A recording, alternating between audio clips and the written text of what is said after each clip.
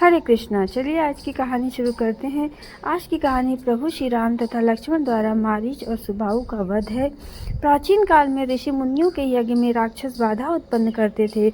उस समय ऋषि विश्वामित्र बड़ा यज्ञ कर रहे थे तथा राक्षस उनके यज्ञ की अग्नि में मांस, रक्त आदि डालकर उसे अपवित्र कर देते थे।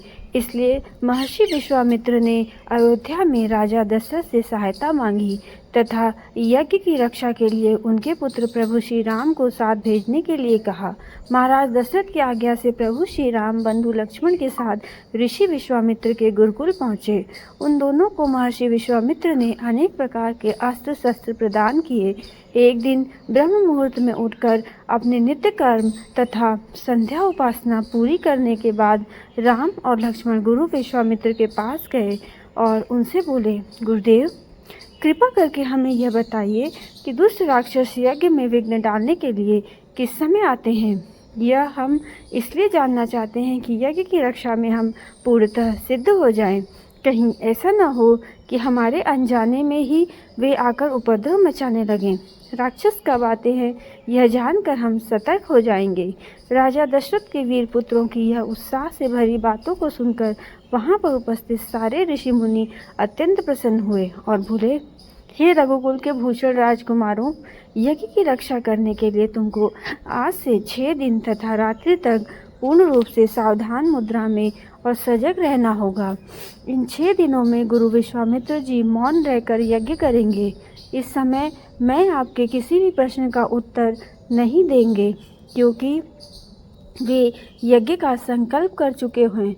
6 दिन और 6 रात्रि तक यज्ञ की रक्षा करने की यह सूचना मिलते ही राम और लक्ष्मण दोनों भाई अपने समस्त शस्त्रास्त्रों से सुसज्जित हो गए। 5 दिन और 5 रात्रि तक श्री राम और लक्ष्मण निरंतर बिना किसी विश्राम के सतर्कता के साथ यज्ञ की रक्षा करते रहे। इन 5 दिनों तथा रात्रि में यज्ञ में किसी भी प्रकार की विघ्न अर्थात बाधा नहीं आई। 6वें दिन राम ने लक्ष्मण से कहा, भाई सौमित्र, यज्ञ का आज अंतिम दिन है और उपद्रव करने के लिए राक्षसों के आने की पूर्ण संभावना है। आज हमें विशेष रूप से सावधान रहने की आवश्यकता है। तनिक भी असावधान हो गए तो गुरुदेव जी का यज्ञ और हमारा सारा परिश्रम निष्फल और निरर्थक हो सकते हैं। राम ने लक्ष्मण को अभी सतर्क ही किया था कि उसी समय यज्ञ के लिए जो सामग्री, चमच, समिधा आदि आश्रम में रखे थे वह अपने आप भभक उठे। अचानक आकाश से मेघों के गरजने की आवाज़ आने लगी। सैकड़ों बिजलियां तड़कने की आवाज़ आने लगी। उसके बाद मारीच और सुबाहु की राक्षसी सेना यज्ञ के स्थान पर रक्त, मांस, मज्जा, अस्थियों आदि की वर्षा करने लगी। यज्ञ में बाधा आ रही है यह देखकर श्री राम ने उपद्रवकारियों की ओर देखा। तब आकाश में मायावी राक्षसों की सेना को देखकर राम ने लक्ष्मण से कहा, लक्ष्मण तुम धनुष पर सरसंधान करके सावधान हो जाओ। मैं मानव अस्त्र चलाकर इन महापापियों की सेना का अभी नाश किए देता हूँ। यह कहकर राम ने अत्यंत फुर्ती और कुशलता का प्रदर्शन करते हुए उन पर मानवास्त्र छोड़ा। श्री राम ने छोड़ा हुआ वह मानवास्त्र आंधी की गति से जाकर मारीच की छाती में लग गया। अस्त्र के वेग के कारण मारीच उड़कर 400 कोस दूर समुद्र के पार लंका में जा गिरा। इसके पश्चात राम ने आकाश में आग्नेयास्त्र फेंका जिससे अग्नि की एक भयंकर ज्वाला निकली और उसने सुबाहु को चारों ओर से घेर लिया। इस अग्नि की ज्वाला ने क्षण भर में उस महापापी सुबाहु को जलाकर भस्म कर दिया। जब उसका जला हुआ शरीर पृथ्वी पर गिरा तो बड़े जोर का धमाका हुआ। उसके आघात से अनेक वृक्ष टूटकर भूमि पर गिर पड़े।